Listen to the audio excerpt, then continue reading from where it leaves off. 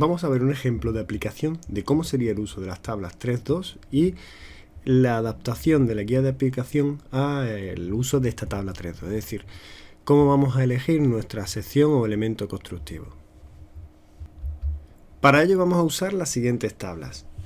La tabla de la exigencia de aislamiento acústico y ruido aéreo entre recintos, que es la tabla 2122.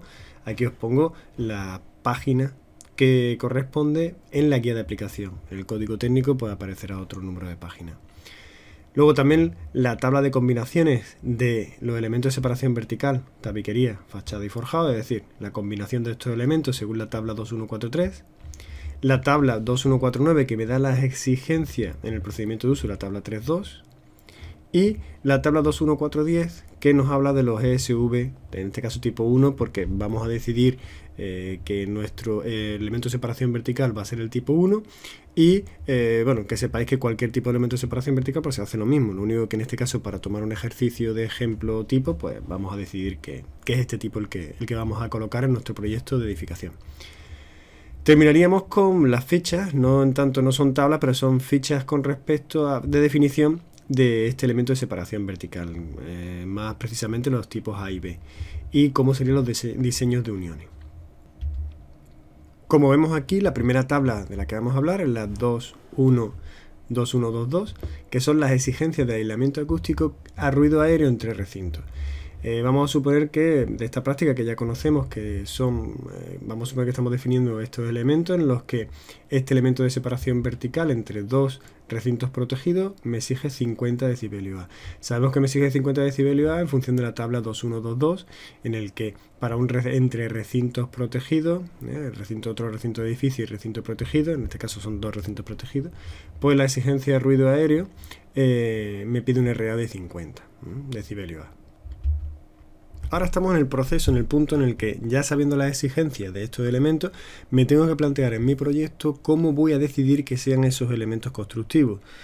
La primera decisión de elementos constructivos pues se basa un poco más en la tradición constructiva, en nuestra forma de trabajar, en los elementos que son más baratos, y luego, después de tomar esa decisión, perfilaré o decidiré que esos elementos pues iré comprobando que cumplen las exigencias del código técnico del HR.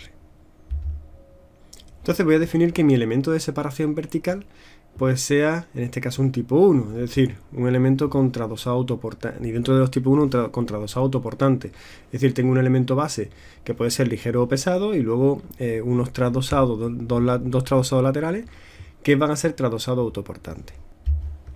En cuanto a la tabiquería, he decidido que la tabiquería va a ser de fábrica ladrillo hueco doble de 7 centímetros de espesor enlucido por ambas caras. El cerramiento de fachada va a tener dos hojas. Las dos hojas van a tener un aislamiento térmico y una separación no ventilada, una cámara de aire no ventilada de 5 centímetros de espesor. La hoja interior es de ladrillo hueco doble de 7 centímetros enlucido interiormente y la hoja exterior va a ser una hoja exterior pesada porque está conformada por un ladrillo perforado de 11,5 centímetros. Y el forjado es un forjado reticular de bovidillo de hormigón de 30 centímetros de espesor. Esto digamos que sería aproximadamente lo que estamos hablando de construcción tradicional, es decir, ninguno de los elementos se sale de lo que normalmente pues, tenemos en un proyecto de edificación. Lo siguiente es ver cómo son las combinaciones de los diferentes elementos, de los elementos de separación vertical, de la tabiquería, de la fachada y de los forjados. Y esto nos viene inducido según la tabla 2143 de la página 56 de la guía de aplicación del HR. Lo primero que tenemos que hacer es elegir el tipo de elemento de separación vertical, que hemos dicho que íbamos a colocar un tipo 1, y dentro de los tipo 1 voy a decidirme por este de fábrica con trasdosado autoportante, en el cual el elemento base está formado por una hoja de fábrica de más de 150 kilogramos por metro cuadrado. La tabiquería, el material de tabiquería de este elemento de separación vertical, la siguiente elección sería cuál va a ser mi tabiquería, el material de la tabiquería. He decidido que va a ser de fábrica de ladrillo. La siguiente elección, fijaros que vamos por columna, la primera es el tipo de elemento de separación vertical, la siguiente es la tabiquería y la siguiente es el tipo de fachada. Dentro del tipo de fachada hemos dicho que va a ser de dos o más hojas, en este caso de dos hojas. Va a ser dentro de las dos hojas, dentro de la no ventilada o ventilada, hemos dicho no ventilada. Y va a ser de una hoja exterior pesada. También dijimos que la hoja interior iba a ser de fábrica de ladrillo, con lo cual nos deja muy claro que el elemento que nos define ese encuentro de la tabiquería, el elemento, perdón, más que de la tabiquería, del elemento de separación vertical con la fachada, es esta sección que tenemos aquí en planta. Estamos viendo en planta cómo se secciona, por un lado, las dos hojas del cerramiento y por otro lado, el elemento base del el elemento de separación vertical y los dos tradosados. En el que vemos que el elemento base penetra por dentro de la primera hoja o la de la hoja interior del cerramiento exterior, y los dos elementos de tradosados se quedan en esta hoja interior, clavado, y con un elemento de separación con el aislante térmico. Una vez que ya tengo aclarado, definido cómo sería mi encuentro entre cerramiento y elemento de separación vertical, me queda definir el forjado. El forjado, me voy a la última columna, que sería esta. Fijaros que es tipo de elemento de separación vertical, tabiquería, fachada y forjado. El forjado, pues tengo que decidir qué tipo de forjado en función del tipo de recinto que tiene ubicado ese forjado. Como mi forjado serán planchas continuas de bastante superficie, pues tendré que tener en cuenta que si en algún momento esa plancha tiene algún recinto de instalaciones o actividad, pues me obliga a estos dos tipos de peso, o más de 500 kg metro cuadrado en caso de que yo coloque la tabiquería directamente sobre el forjado, o más de 200 kg por metro cuadrado en el caso de que coloque una tabiquería pero con apoyo flotante o sobre banda. Es decir, si utilizo este suelo, este peso, tengo que colocar la tabiquería con apoyo elástico. Si coloco este peso, este tipo de forjado, pues entonces puedo colocar la tabiquería apoyada directamente en el forjado. Bien, entonces este sería el resumen del movimiento que hacemos para decidir la relación que hay entre el elemento de separación vertical, la tabiquería y la fachada y los forjados. Es decir, que vemos que primero elegimos el tipo, luego la tabiquería, luego el tipo de fachada, me da la sección constructiva y ya decido en función del encuentro, ¿no?, entre fachada y cerramiento y elemento de separación vertical, y luego decido en función de qué tipo de recinto tenga ese forjado, pues qué tipo de peso me tiene que soportar, qué tipo de peso define ese tipo de forjado. Dentro de la definición del elemento de separación vertical teníamos una exigencia, por lo menos una definición básica, en la que sabíamos que teníamos un elemento base que estaba formado por un material de fábrica de más de 150 kg metro cuadrado, y teníamos también que los dos tradosados eran autoportantes, pero no teníamos mucho más. Sabemos que en la tabla 2149 nos da las exigencias para ese elemento de separación vertical, exclusivamente para ese elemento de separación vertical. Entonces aquí tenemos la tabla 3.2, pero según la guía de aplicación, en el que nos explica cómo utilizarla, en el que primero elegimos el tipo de elemento de separación vertical, que hemos dicho que era el tipo 1. Segundo, nos define las exigencias que tiene que cumplir simultáneamente en cuanto a la masa y a la reducción acústica de ese elemento base. Y por último nos da características para el trasdosado, que sabemos que el trasdosado, pues en función de si es fábrica de paneles prefabricados fábrica de ladrillo o paneles prefabricados pesados, o es entramado autoportante, pues nos da una característica otra, es decir, una reducción acústica otra. En este caso hemos supuesto que tenemos un trasdosado de entramado autoportante, con lo cual la exigencia acústica es de 13 decibelios.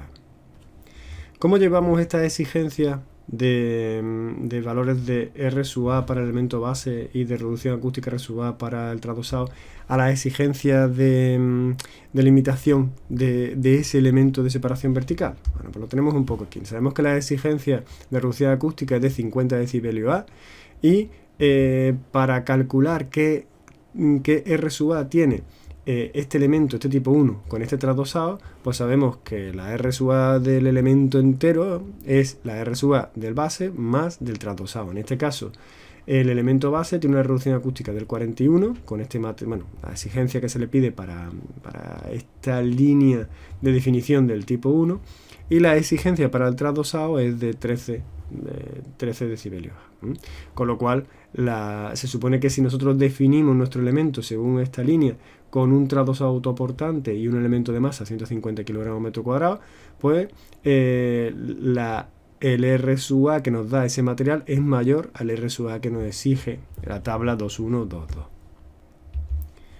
Pero ¿cómo sé qué tipo de material es? Es decir, ¿cómo sé si eso está formado por un ladrillo hueco, un perforado, etcétera, etcétera? Bien, para eso necesitamos la siguiente tabla.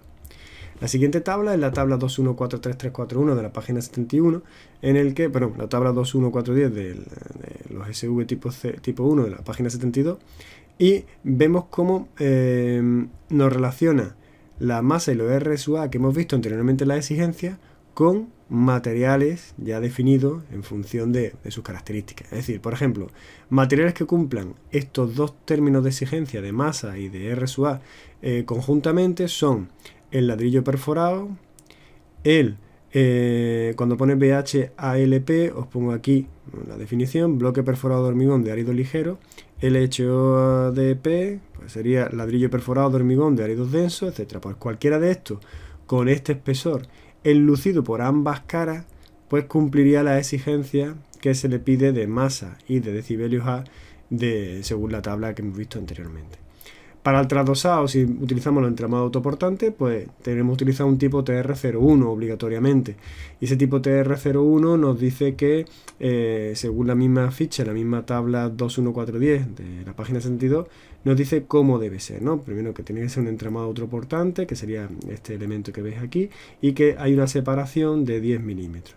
Pero ¿cómo sería este entramado autoportante? Bien, ya esto no va tanto en estas tablas, sino que me tengo que ir a las fichas que están a partir de la página 124 de la guía de aplicación, en la que aquí os recojo la primera hoja de esa ficha, ya que la definición es bastante larga y viene muy secuenciada con diferentes informaciones de los diferentes elementos, pero os represento aquí la primera página en la que aparecen pues los diferentes elementos que se conforman ese SV01 y las características de esos elementos. Fijaros cómo aparece la hoja de fábrica de hormigón interior y me dice, bueno, la masa RSUA, que depende de la tabla 214, y luego me pide un elemento de separación de la hoja de fábrica de más de 1 centímetro, que eran los 10 milímetros que habíamos visto antes en la tabla anterior, definiendo el tipo TR01.